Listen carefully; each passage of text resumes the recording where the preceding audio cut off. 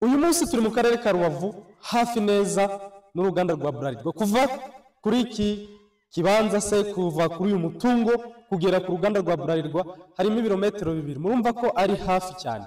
Aha turi ni ku muhanda wa kaburimbo. Iki kibanza tubazaniye ni kinini kuko gifite ubuso bugera mu bihumbi 8. Ni ukuvuga ko habura ibihumbi 2 ngo huzuye hegitari. Ni ahantu hanini ushobora kuhashyira igikorwa remezo cyiza kandi gishyitse. Turashaka abashoramari rero nibo bakwiriye kugura aha hantu. Dore ikiyaga gikiriya, turaza kugerageza tubereke buffer zone. Reka duhere ku muhanda wa kaburimbo aho ubuso butangiriye bw'umuhanda. Iyo tuzamuka hano hari rigori nziza imanura amazi. Iyi rigori itandukanya iki kibanza ndetse n'ikindi kindi bigabanya. Ni ukuvuga ko aha hantu hose twatangiye tubabwira ko hafite ubuso ibihumbi 8 byuzi. Ni ukuvuga ko aha hantu ni heza kuko n'ubundi hakora ku bintu bibiri biba bikenewe ku bijyanye na investment y'ibintu biremereye nk'amahoteli, amashuri cyangwa ikindi kintu gikomeye cyane. Buriya iyo ikibanza gikora ku kiyaga cya Kivu kikaba gikora kuri kaburimbo, ibyo bintu ni bimwe cyane abashoramari bibandaho kugira ngo bashore aho hantu. Karibu tubereke ku muhanda tubone tuke kubereka kuri buffer zone.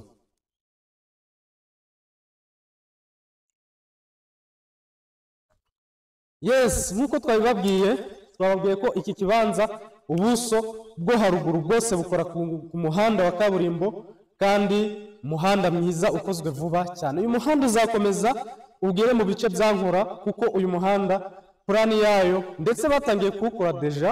Uyu warakomeje direct ugiye gukorwa neza cyane. Iki gice cy'umuhanda kigarukiye ahitwa Busoro.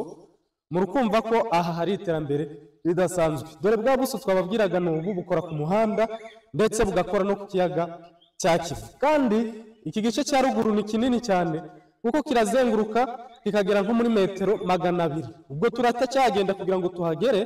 Ni ukuvuga ko aha hantu ni heza cyane kuhashora. Byafasha wa mukerarugendo, byafasha abaturage muri rusange kubona imirimo. Ni byinshi cyane byafasha muri rusange ushoye aha hantu. Ni ukuvuga igikorwa remezo nk'iki kiba kiremereye cyane, kini opportunity abaturage baho baba babonye iyo umushoramari aguze ahantu. Reka dukomeze tujya kuri buffer zone tubereka ukuntu ubuso bwaho aho bugarukiye bwose. Karibu. Yes, iyi ni buffer zone hano inyuma yacu. Iyi ni buffer zone y'uyu mutungo wose y'iki kibanza kinini cyane. Iki kibanza ni kigari, umuntu wakigura niyo yakigabamo ibice 2 cyangwa 3 agasigarana ubuso bumwe bukora ku kiyaga cya Kivu, ahandi akahubaka amazu agurishwa n'ubundi hagurwa.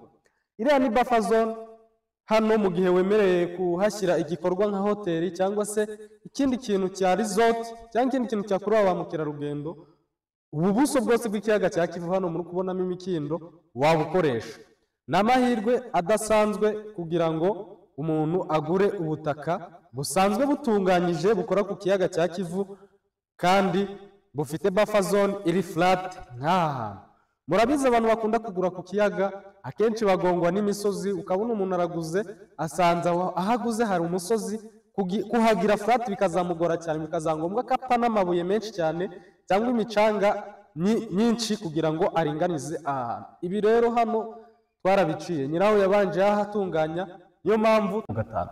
Dore hari icyuma mubona kiri korotire y'umuhanda, kiri koroteje ku muhanda, kiri ni kuri kaburimbo. Ni ukuvuga ko intera iri hagati yaha duhagaze no kuri kaburimbo hariya twahereye harimo nka metero 2,000. Murukumva ko ari ahantu hagari cyane. Muduhamagare kuri za nimero twababwiye, muzane y'amafaranga twababwiye maze muture aha hantu. Ibihe byiza, turabakunda cyane.